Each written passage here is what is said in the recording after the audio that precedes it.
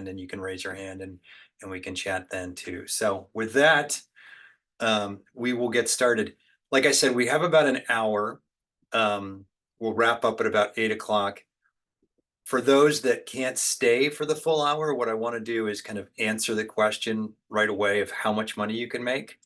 And the basic answer is $132,439. So, that's basically the bottom line. If you don't want to stick around for the rest of the presentation, you're good. But what that number is based on all the research that we do. We look at, like I said, franchisee satisfaction and survey thousands of franchisees every year. And one of the questions that we ask is how much money they're making. So what their pre-tax profit or income is from their business, what their salary is that they're paying themselves. And it's a little misleading. Some people take a draw out of the business. Some people take a salary. Others just take money out of the profit. So understanding what that number is obviously a little squirrely. But the $132,000 number actually isn't all that helpful. I mean, some of you might look at that and be like, well, that's not, a whole lot of money. Or some of you might be like, that's great. That's, twice what I make now. But what that number represents is an average of all franchise owners that we've surveyed in the last 18 months. And so that's people that just started in the business. That's people that have been in the business for 10 plus years. It's different industries. It's people that are working full-time, people that are working part-time, people that own multiple units. So it's an average, and that average really gets inflated by some of the top performers that are out there that, like I said, large multi-unit owners. They might own 10 or 20 locations of a certain franchise business.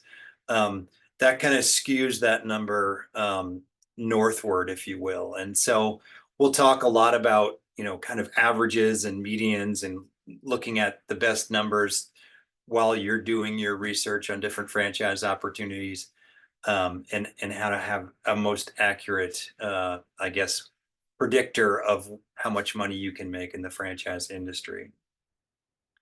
So, where I like to start is, franchising's been around for many, many years. Many people know franchise brands based on, just driving down the highway and the typical brands you see, most of which are big, large enterprise brands that have been around for a very long time. But what I encourage you to do is, while those brands are great, I encourage you to keep your eyes wide open and explore opportunities that you may not have heard of.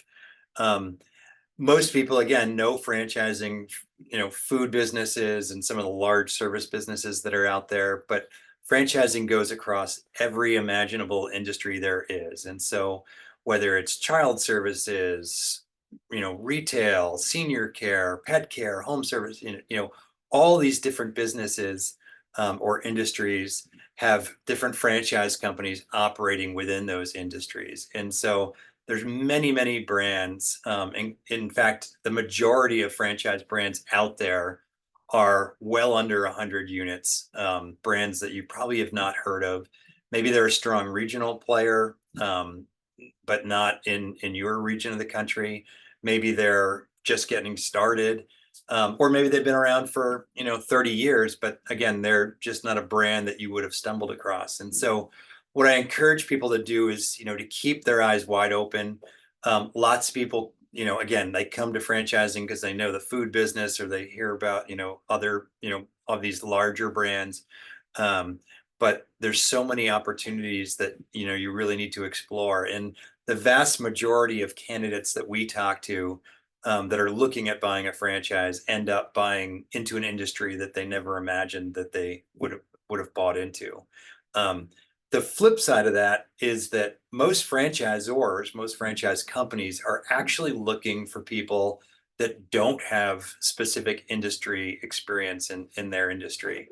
Now, one of the exceptions to that is definitely the food sector. Food companies definitely like food operators, people that have been in food operations at some point or have a partner that's been in food operations. But for the most part, franchisors prefer to train people on their systems and their processes, and you don't necessarily have to have experience in that industry. And so that's a good thing. Again, keep your eyes open as to different types of businesses that are out there. Um, there's a question coming in about industry revenue based on industry, and again, it is all over the map, industry by industry, as well as even within industries. You've got large brands that have been around for a long time, smaller brands that are just getting started, and we'll talk a little bit about that more later. But thanks for the question, Chuck. So the next thing I like to kind of have people think about is just the why. Why now? Why franchising? What's driving this interest in looking at franchise opportunities? And so really where I like to have people start is to start with that why. What's motivating you to look at a business and look at business ownership at this stage of your life? um, Maybe you had a job, a career, and you're later in that career and you're looking for more flexibility, or in some cases maybe you got laid off and a downsizing. um, Maybe you just have always wanted to own your own business. There's lots of different reasons obviously people get into franchising. um, but what I always like to tell people is, like, yeah, maybe you're just trying to replace your career and buying yourself a job, so to speak. Um, and then obviously a lot of people also get into franchising because it's a good investment. But regardless of your rationale and how you're looking at getting into franchising or thinking about getting into franchising, you should really always look at it from that investment perspective, because there are lots of different places that you can put your money, whether it's in a business, whether it's franchise or otherwise, whether it's in real estate, the stock market, other business opportunities. Um, and so, if you're going to put this money into a business, you want that business to perform. Um, Obviously, money isn't everything. Dare I say that out loud, on how much money you can make webinar, but obviously lifestyle plays a factor, geographic factors come involved. Maybe your job is having you travel all over and you're tired of traveling and missing your kids' soccer games. Lots of things like that drive these decisions as well. Um, but it's really important to really do that, kind of soul searching on your reason and understand, what is those key motivators. One of the funny things about the franchise world is that pretty much everywhere else in the world, the more you spend on a product or a service, generally the higher the quality. So, the analogy of a car, like generally speaking, very expensive cars are going to perform at a much higher level than a less expensive car. Um, but there's obviously a trade-off there between, value and performance, and whether it's a washing machine or a TV or, any other appliance in your house. um, Generally speaking, the more money you spend, the higher the quality of the product that you're going to receive. Now, granted, that also may require higher maintenance costs down the road as well. Um, but franchising is kind of unique in that it doesn't necessarily follow that pattern. There's very inexpensive franchises out there, or relatively inexpensive franchises out there that perform very well and provide a significant return on their investment. And then there's other businesses out there that are very, very expensive. And at the end of the day, they don't actually provide all that much return on that investment. So it's, just because one franchise costs more than another, you can't look at that as kind of a representation of, what the business might do or how the business might perform. You really have to get in and, one of the things I'm going to say a lot tonight is talk to franchise owners that are actually in the business today, doing what it is that you're thinking about doing, because they're going to hold kind of the knowledge and experience that you're going to want to look at. And so talking to franchisees are going to, they'll give you the good, the bad, the ugly of any business. And hopefully after tonight's webinar, you'll be armed with kind of the more educated questions and how to approach franchisees in that process. My next tip is read the fine print. Like anything that involves an agreement, a contract, franchising is has lots and lots and lots and lots of fine print. Beginning with the advertising, um, whether it's a print ad you might see in a magazine or online, brochures that you might get from a franchise company when you inquire, or just looking at their website. There's all sorts of information on there, and particularly there's a lot of financial information in many cases. And they'll have these big headlines of 1.4 million in revenue or whatever it might be. But there's usually an asterisk, and at the bottom there's usually some very fine print, and it explains what the sample size is and all of that. And they're legally required, any franchise company that makes any kind of financial representation in their advertising, their marketing, they're legally required to disclose that information in their franchise disclosure document, which we'll get into in a little bit. um, but really read that fine print, because oftentimes they're massaging those numbers to look as best as possible. So it might be a very small subset of their overall system. Maybe it's just their top performing locations, or maybe it's a company that started in California and they've been in California for 30 years and now they're nationwide, but their California stores perform much better than some of their other stores do. So you want to look at that fine print and read it as much as possible. Um, Again, we're going to talk about franchise disclosure documents, which are required by franchise companies to give any candidates that are thinking about investing in their business. And um, there's a lot of information in there. We'll kind of go through those items, and then you'll hear me say time and time again, hire a good franchise attorney when you are serious about making an investment. Hire a good franchise attorney to review that document with you. And again, we'll talk a little bit more about that a little bit later. So um, one of the things I actually realized that I forgot saying at the beginning of the webinar is that I am extremely passionate about franchising. I think franchising is a great opportunity for many, many, many people. Um, the saying goes, "You're in business for yourself, but not by yourself." I mean, that is the biggest benefit of franchising, is that here's a business that you know dozens or maybe hundreds of other people are running, and you can be part of that network and pick the brains of many other business owners that are doing the exact same thing that you're doing under the exact same brand, and learn best practices from that organization. That network of franchisees, that franchise community, I think is the most valuable asset of any brand, beyond the brand itself, the product, the service, whatever they're offering. Is that again, it's being able to pick those brains, both of the corporate folks as well as the franchise operators, and understand how you can make your business perform at the lower at your local level. Um, but I say that is that some of the information I'm going to share tonight is going to probably turn some people off, and they're going to be like, "Whoa, wait, that doesn't seem very positive." Um, and I do this not to scare you away. I just want you to go into a franchise business with your eyes wide open. And again, I think franchising is great. There's some terrible opportunities out there, and if I can help you avoid those, great.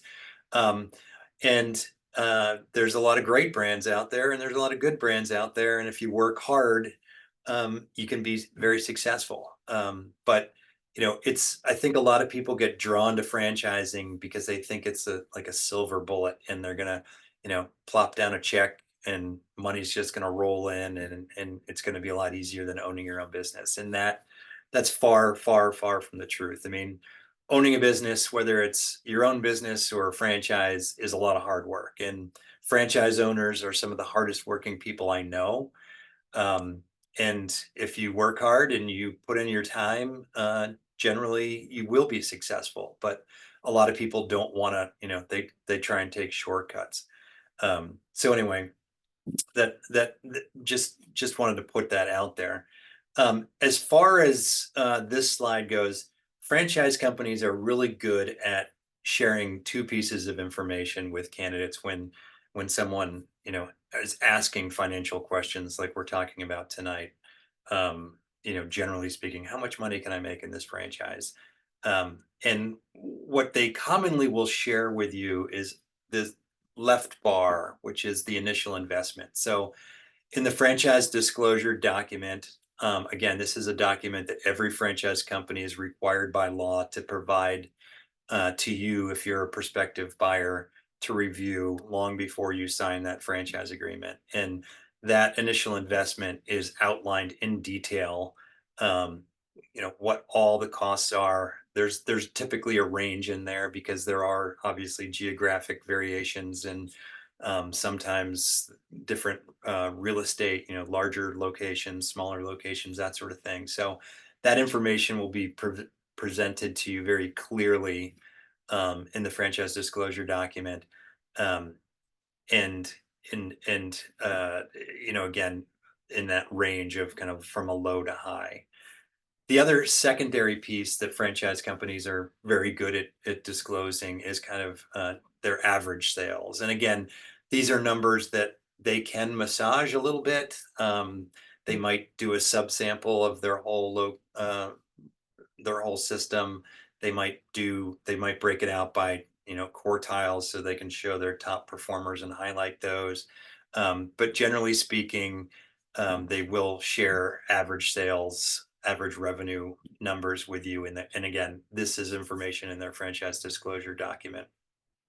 What they're not as good at sharing is this curve, this red curve. And so, any of you that have owned a business before or know business owners, typically when you start a business, there's a period of time where cash is going out and not as much cash is coming in, so to speak, or maybe no cash is coming in for a period of time.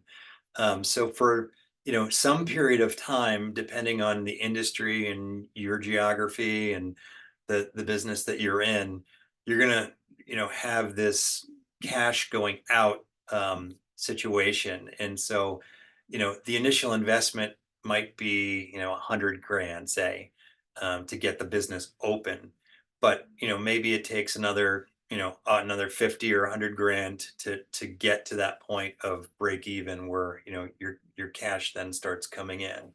um, and so really understanding that is really important because the worst thing you can do as a business owner, and I'm sure you've all heard it before, is run out of money. um, Good businesses die every day just because they run out of cash. And going back to my car analogy is that, the cash is, the gas that you're putting in the car. And so, if you blow all your money on the business and you have no money, no additional money to put in the business to actually make that business run, then you're going to be in a very tough situation. Now, a good franchise company, a good franchisor will, do an assessment of your financial situation. I mean, obviously they will tell you what their financial requirements are pretty much up front. And they'll actually make you provide that financial information to them to back up that you do meet those financial qualifications. So they'll make sure that you're not going into business, over leveraged or undercapitalized.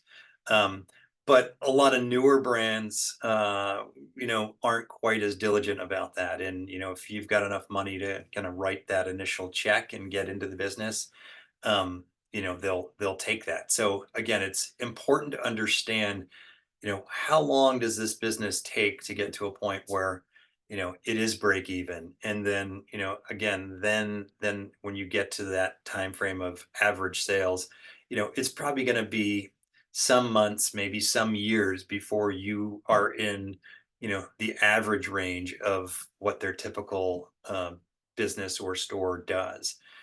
So again, those are great questions to ask the franchisor, the franchise company directly, just about time frame. Is what is that typically look like beyond the initial investment? How quickly does the business grow? And then you want to also confirm that information with as many franchisees as you can talk to, and just ask them about their experience. And again, we'll talk about how to ask those questions in a little bit, and how to ask them from an educated perspective. Um, so when you're doing your business planning, what I always like to do is, ask people here, how many of you are above average in everything that you do? And I know the chat features apparently not working, but I'm assuming most of us, we like to think we're above average.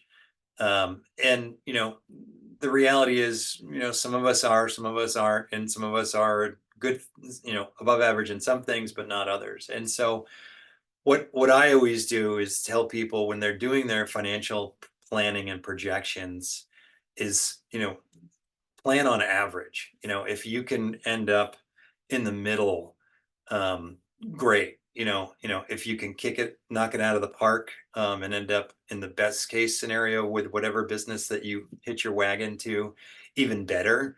But do your initial planning based on that most likely scenario in the middle. Um, and then also think about, that worst case scenario. Again, not to be Eeyore and always looking on the negative side, but if you do plunk down 100 grand, 200 grand, whatever that number is into a business, um, what happens if it takes 6 months or a year, or some period of time longer than average to get the business up and running? And again, the worst case scenario is that you run out of capital along the way, because I don't know if any of you are bankers in the audience, and no offense to bankers, but bankers are really good at lending money when you don't need it. So if you've got a stellar credit score and you've got lots of assets to use as collateral, they'll give you money all day long. If you've bought a business and a year down the road, you're not cash flowing and you need more money to keep it going, and you've already maybe maxed out your credit cards and other stuff, at that point, most bankers are going to turn the other way. And so it's really important to think about, okay, what's that most likely scenario going to be for me, to get to break even, to hopefully get to, beyond that over time. And then what happens, worst case scenario, like if I need more money, are there friends and family I can go to? Is there, can you get a larger loan up front so that you have some extra capital in case you need more? Um, Generally speaking, when we talk to franchisees, it took longer to get their business up and running than they thought initially, and it costs more money. And so, again, it's kind of human nature. We're all a little overly optimistic, um, and it's easy to get sucked in when franchisors. I mean, obviously, the franchisors always want to talk about their best case scenarios, right? They're always sharing these top performing franchisees and their stories, which are great and inspirational, but maybe not realistic for your situation. And so again, be very conservative in your planning and have a plan A, a plan B, a plan C for, what happens if I have to, get additional capital? Where am I going to do that? Um, Talk to as many bankers in your local area as you can. Talk to anybody, accountants, anybody like that's in the financial world. Share your plans. Again, as you kind of narrow down your search and get more serious about this, you're probably not going to do that right out of the gate, but um, it's good to have those relationships in place so that when you are ready to move forward, they can help you out and they're educated about what you're trying to do. So quick poll here, and we'll use the Q&A box for those instead of the chat box. So would you rather make $1.2 million $92,000 or $31,000. And so you can just chime that into the Q&A box as far as which option is better for you, the 1.2 million, 92,000, or 31,000. I'll give you a second there to do that. Obviously, sort of a joke, but most people obviously are going to say 1.2 million. And so the reason I share this is just because, again, when you start looking at franchise companies and you start talking to franchise companies and you start talking to franchisees, that all sorts of numbers get thrown around, and it's really important to understand what the number is, and and what the source of the number is. Again, kind of like what I talked about earlier, is this a large sample size? Is this just a unique case? um, and in this case, what this represents is, at the top line of your business, you're going to have your gross revenue, your gross sales, and out of that is going to come your cost of goods. So let's say you're in the pizza business, and obviously your flour and your ingredients and all of that is your cost of goods. So the cost of what it takes to actually get the product out the door. And then you get down to gross profit.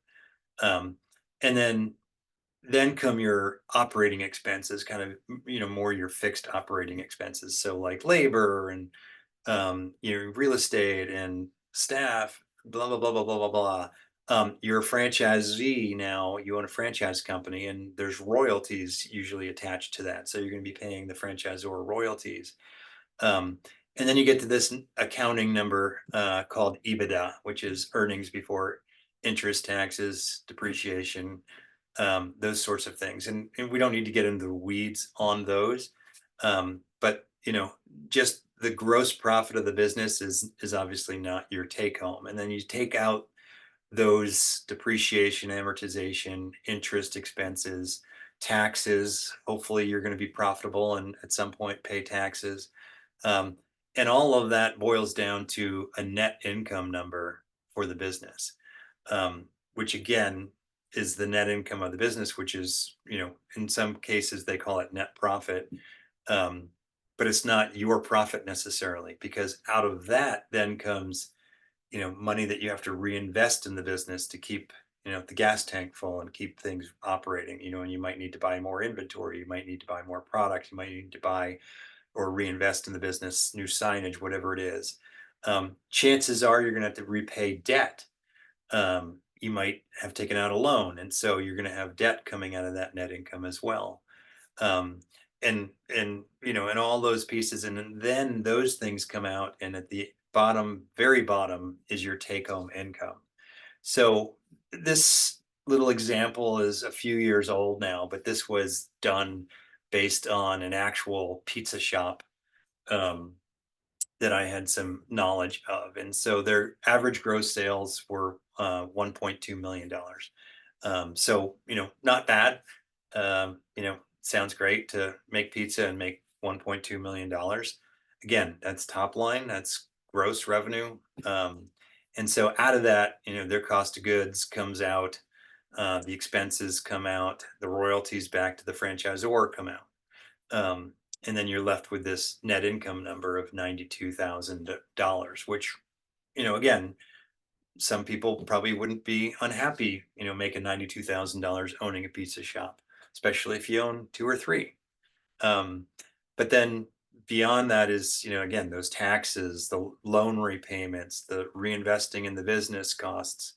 At the end of the day, the actual take home to the owner in this scenario was $31,000 on 1.2 million in gross revenue. So my point here is not to scare you to death, but just to keep those numbers in mind when you're talking to, again, franchisors and franchisees. And when they throw out a number, and is that gross, is that net, what's that based on? And just be smart about the questions you ask about that.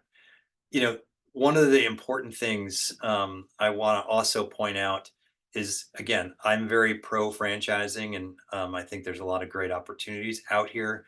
But in this scenario, you can see the franchisor made $60,000 off of this location in royalties in a year, which was nearly double what the owner actually took home as their income. And so that's a scenario most franchise companies will earn their royalties on top line revenue, not bottom line revenue. Some do it on bottom line, but very, very few. Most do it on top line. So, you know, it's important to understand that relationship. And, there's been a lot of I won't mention any brand names, but there's been a lot of cases where there's been lawsuits where franchise companies were doing promotions to drive top line revenue sales, top line sales, um, but at a product loss, a loss in price. So, like, you're selling a $2 item, food item, and it actually costs you $3 to make it.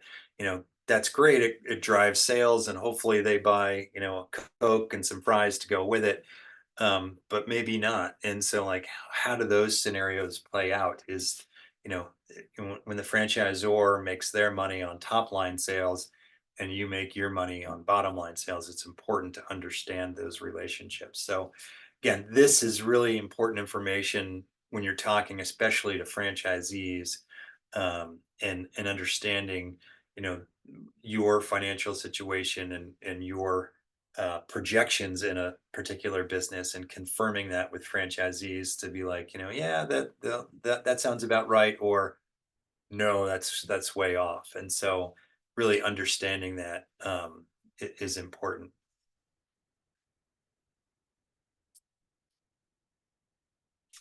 Um, the next piece of advice I'll give you too is, again, I know we've talked a lot about numbers already.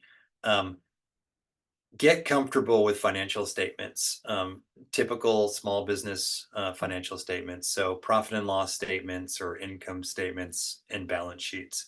Um, Nobody has to be an accounting or finance major to be a successful business owner, but you do need a good understanding of how the P&L, the profit and loss statement or income statement, interacts with the balance sheet, and how money moves through a potential business, and understand that scenario. And so, at a very high level, you're acquiring assets, this business, and in the process of acquiring that, you might be taking out loans and such, which are obviously going to be in your liabilities column. All those items live on your balance sheet. So, like, day one, when you're, opening your door, you're generally pretty high on the liabilities. Your net worth is generally pretty low. And as you go through the business, you use those assets to generate sales, and hopefully that generates profits. And out of those profits, again, you pay taxes, that goes, right out of the business, but you reinvest in the business, which, generally to acquire more assets to keep driving more sales. You're paying off debt, and your liabilities are going down over time in a good case scenario. And hopefully there's money left over at the end of the day for you to take home, invest in your own retirement savings, and help build that net worth.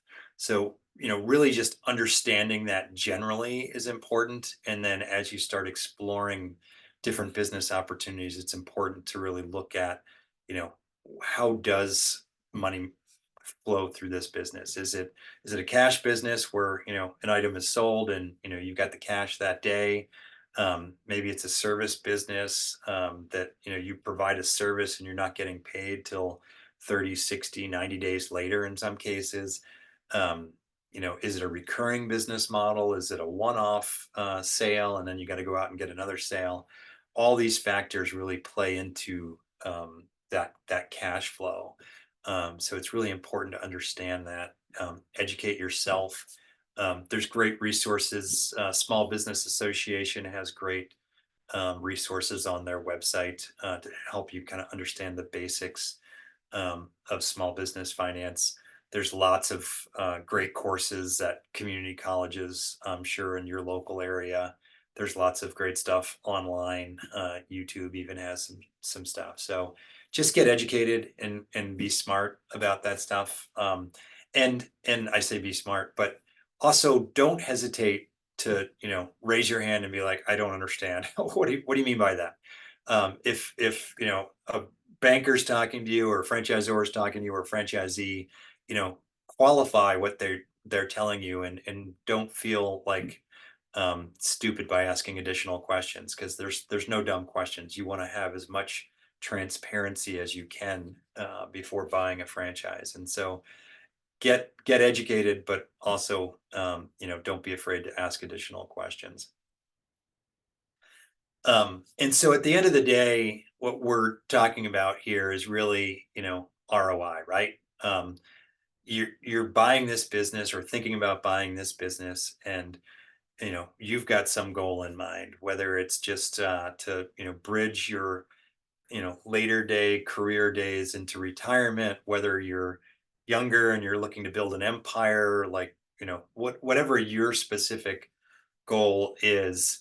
There's some amount of money and time and effort that you're going to put into this business, and hopefully you're going to be able to take that out as well and get something out, and obviously that's going to be ultimately your return on investment. And so what we do is we have this thing at Franchise Business Review called My Franchise Life Plan. And life is simply an acronym for liabilities, income, financial wealth, and equity. Um, and we've talked a lot about how much money you can make. And I really want to focus in on equity as we go through this discussion too, because how much money you take home on a weekly basis, or as your quote unquote salary, um, it's important obviously, but longer term, what's important is the equity that you're building in this business, because hopefully you're building something that's going to be worth many more dollars down the road, and you'll be able to sell that, and that's a piece that you know employees don't have. And I know that that's usually a driver for many people to get into owning their own businesses.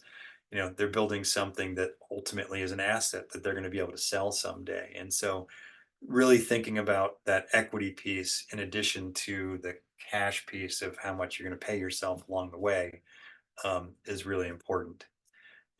We have this worksheet, and I will send you the link to this here in a minute. But basically, what it does is it just helps you organize some of your thinking around financial planning. Now, again, these are exercises that you typically won't do until you're kind of narrowing down your search, and you've got maybe two or three businesses that you're thinking about, and you want to kind of compare what those opportunities look like. So this is a little bit further down the road, after you've kind of kicked the tires on a whole bunch of different businesses and found a couple that you like. Um, and I realize this is small for many people. So again, the worksheet itself will be much more helpful, but it just really maps out kind of, what are the typical costs, startup costs involved in a business. And again, these will be outlined in the franchise disclosure document that you receive from the franchise company. Um, things like advertising and bank fees and furniture, fixtures, um, inventory, all of those things. And so, what does that startup package look like to get, the doors of this business open? Um, and then you've got this income statement. So, what do revenues, sale projections look like over time? And again, this is a blank document, and it's going to take a while to fill these things in. Um, and then what are your costs against some of those items? And again, it's gonna take time to fill these in. You won't be able to fill these in for a business, immediately. Um, but what's important to think about is most franchise agreements are 5 or 10 years. Some are even longer, 15, 20 years I've seen. Um, and so, if you're going to sign a 5 year or a 10-year agreement, you should do, at least high level, a 5 or 10-year plan. at least, and again, it will change over time. Nobody's going to nail it right out of the gate, but run the numbers for 5 or 10 years, and assuming kind of that, average scenario, what you know today and what your expectations are for growth and that sort of thing, and stand back and look at it and share it with the franchisor that you're thinking about investing with, and then talk to franchisees. And the franchisees are going to be important to fill in a lot of these things. Again, the franchisor will give you, generally, they'll give you a lot of revenue information, top line revenue information. They'll, less of them will give you cost information. And there's reasons for that. They may not collect that information across their whole system. There's obviously geographical variations and business size variations. So they don't always publish that information in their franchise disclosure document. Many don't. Um, so your franchisees are going to be your source. And so that's where, when you're talking to franchisees, what you don't want to do is call up a franchisee and be like, "Hey, Bob, how much money did you make last year?" Because Bob will hang up the phone quickly and never answer the phone from you again.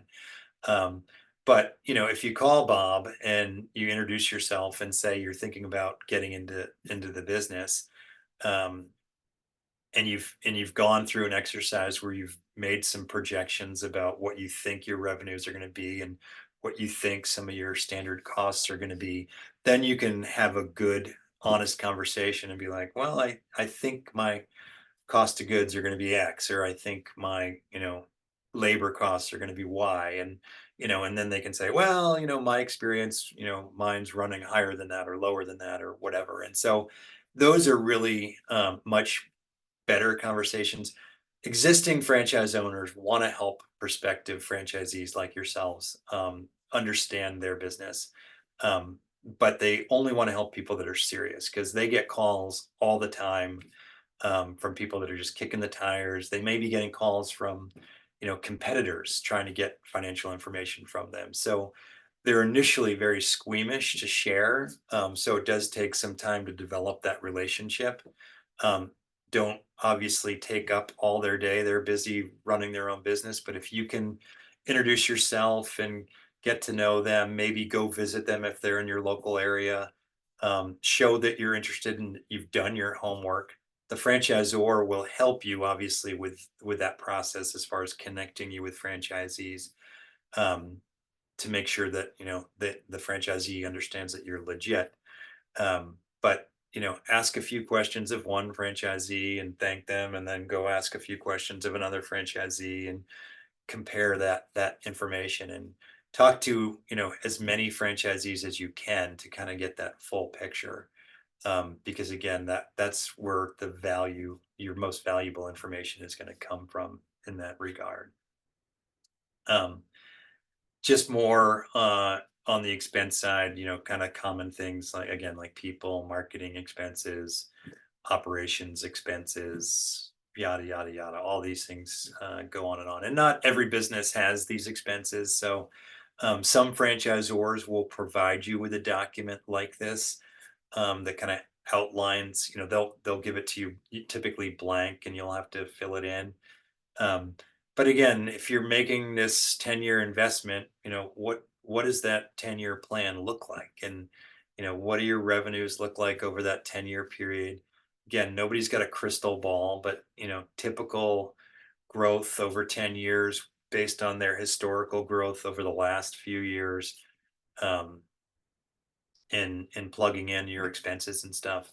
And then you can look at some of those other factors as far as, okay, you know, my liabilities. So I've got this, I'm going to take out a loan, and, I want to pay that back over, you know, 7 to 10 years, whatever the time frame is on the loan.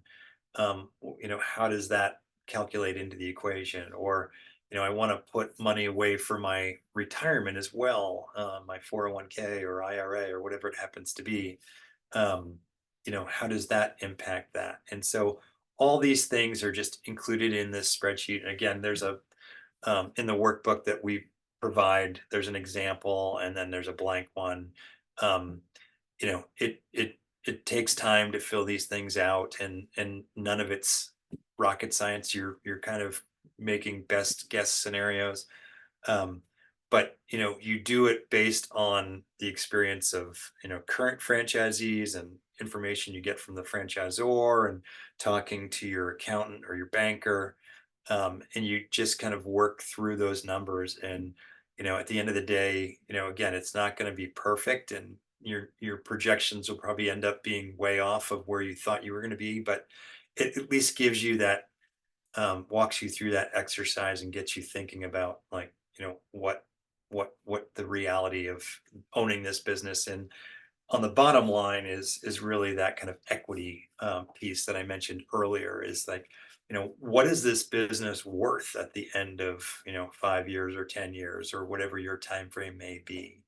And so, maybe you want to, buy multiple locations and be a multi-unit owner. And, so at the end of the day, you might have 5 or 10 locations of some business. Or maybe you just want to have the one and, own it for 5 years and then sell it. And so, running through those scenarios, and like I said, talking to your financial advisors, accountants, those sorts of people, to help you. And they have a lot of experience in other businesses, similar businesses, so they can look at things and be like, oh, your labor's probably off here, or your costs are probably off there. That's kind of how you kind of back into answering this question of how much money you can make. Um, and so I know it's not a silver answer, a silver bullet answer. I mean, it does take work. Um, and like I said at the very beginning, $132,000, is a ballpark number of what the average franchisee makes, but that's again misleading because it's mix of all sorts of new, old, multi-unit, single unit. I can tell you, with single unit owners, so people that own one single business, that average income drops down under $100,000. Um, and again, there's variations in there from industry to industry, certainly, and brand to brand. But the people that obviously make the most money in franchising do own multiple locations.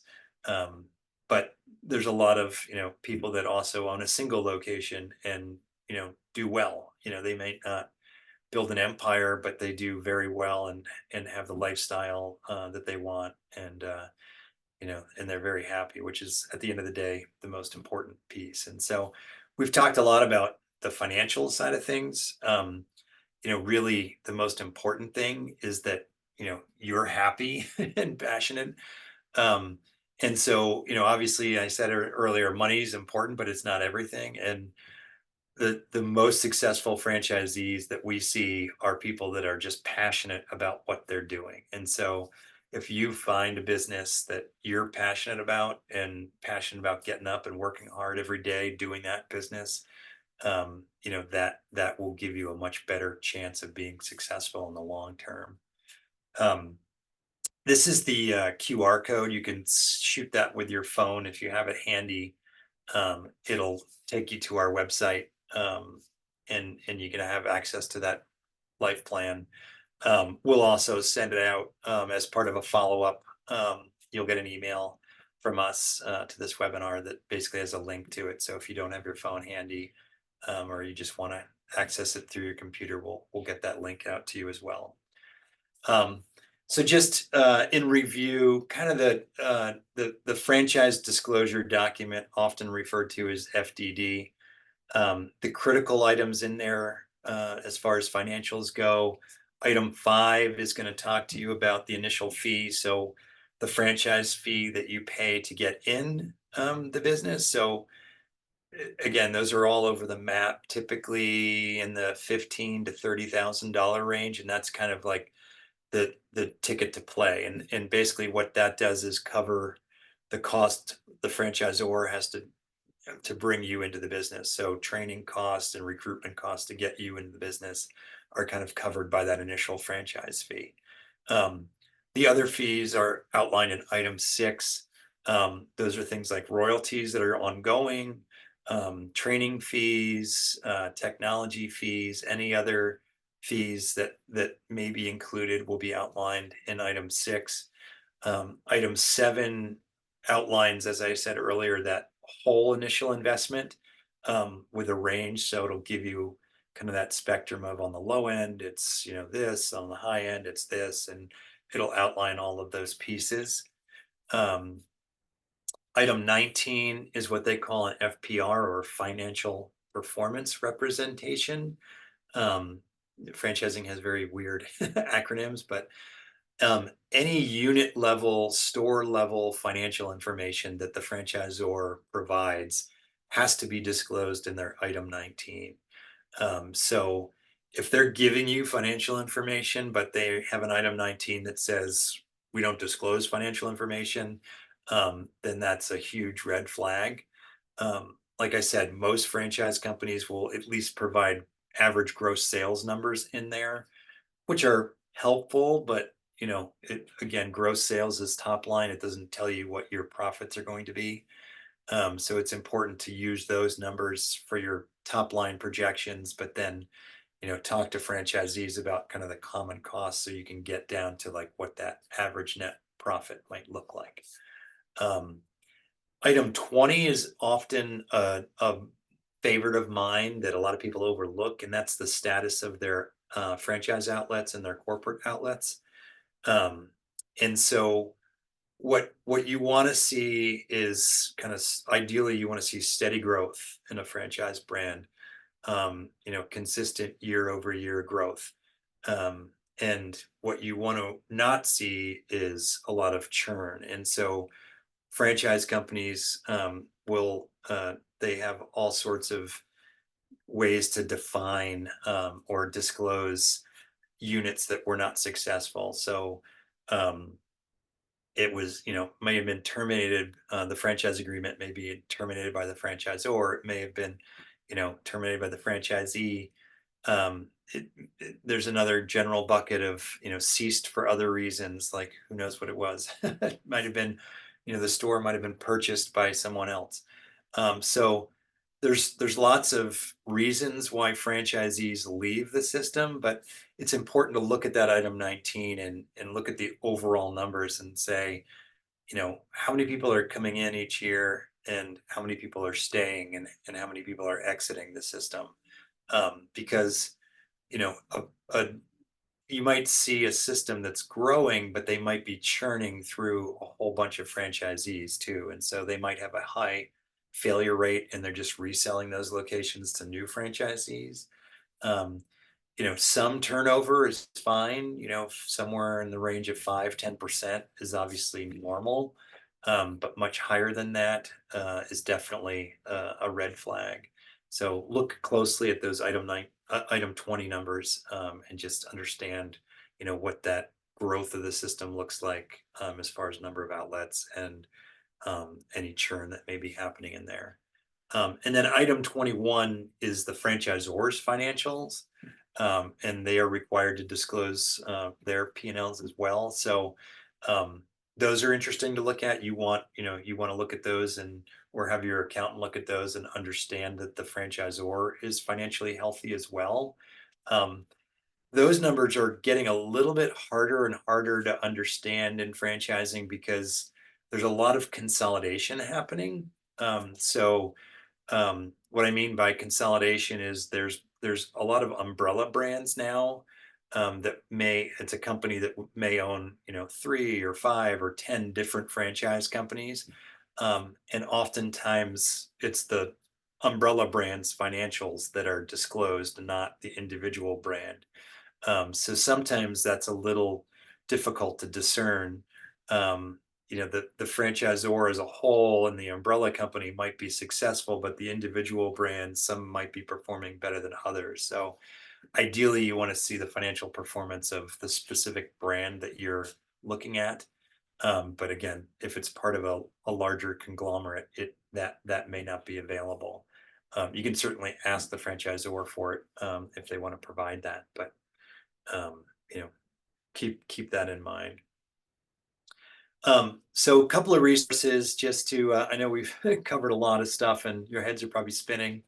Um, Obviously, our website, franchisebusinessreview.com, has a lot of content, lots of great interviews with franchisees, franchisors, articles about financing, you name it, everything you need to know about buying a franchise, you can find in our resource center.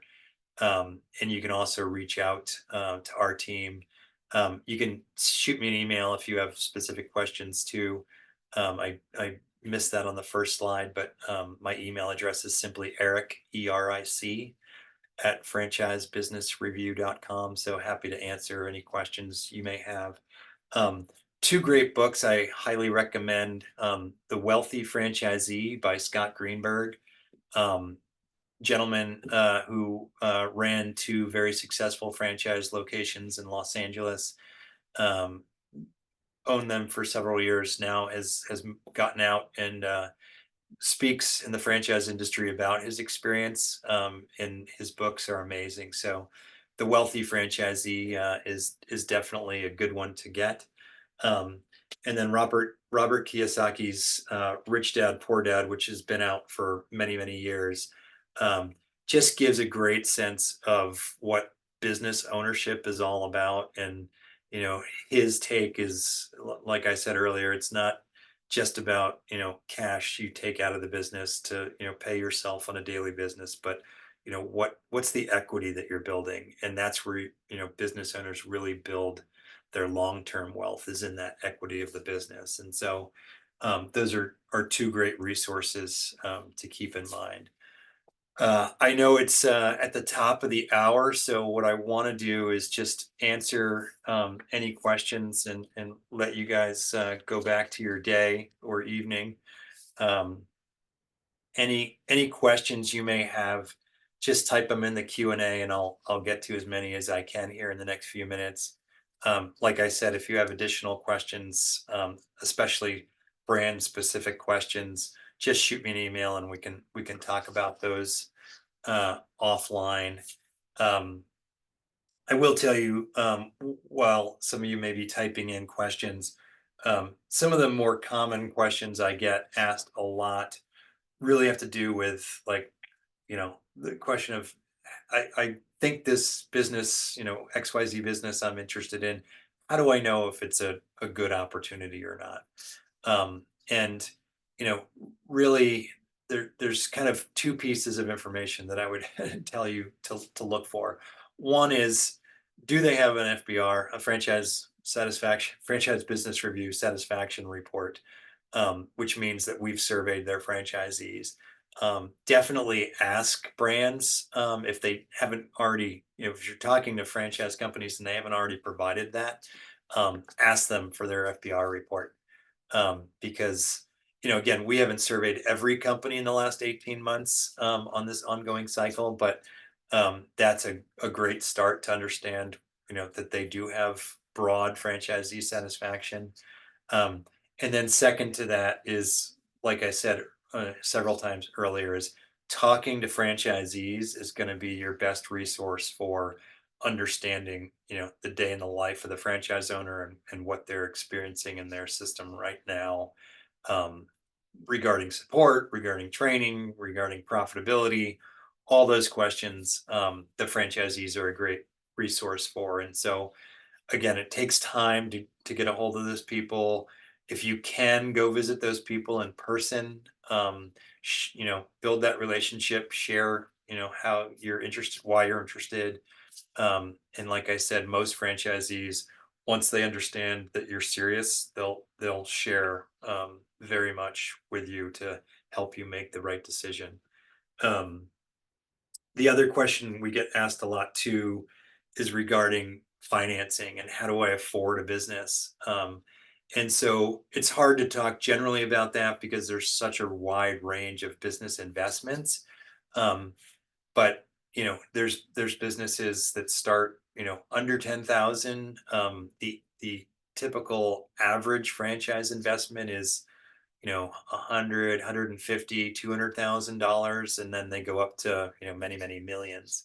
um, typically speaking, a lender, third party financing through a bank or other financial partner is going to want the owner to have at least a 25 to 30% stake in the business. So, just very roughly speaking, if you want to buy $100,000 business, um, and maybe you need another $50,000 to and keep that business, the cash going for the first 6 months or whatever. So you need $150,000. Um, you know, mm, Generally speaking, you're going to need to put about 30%, 25 to 30% of that upfront from your own assets. So, personal savings, stocks you may own, other assets that you may have. Um, and commonly, what happens is that most franchisees kind of cobble together a mix of financing when they open a business. So maybe they'll take out some of the money out of a home equity line if they own a home, second mortgage on their house. Maybe they'll borrow some money from their 401k, which we is a popular option as well. And then obviously traditional SBA loan or just traditional business loans are very popular as well. And so lots of different ways to finance a business. You obviously generally can't get into franchising with no money. Um, but you might see a business that has an investment of $250,000, total. That doesn't mean you need $250,000 cash to get into the business. So generally speaking, it's much less than that. Um, we have a great financial partner. The company's called Benetrends. You can find information about them on our site, and they can kind of walk you through when you get to the point of a business specific business that you're looking at and what the financial requirements are. They can help you understand how to take money out of your 401k without getting penalized to put into the business, or go a traditional SBA loan. That's a great option for you as well. So check that out on our website, and that can be helpful for people as well. Um, I know we're well past the hour here, and what I want to do is just let you go. And uh, I gave you my email address. We'll send out the presentation for folks, the recording of it. You'll also get that worksheet. And don't hesitate to just reach out and ask any questions that you have. Happy to help you, and hope you find a great opportunity. So with that, thanks for your time tonight, and I wish you the best of success.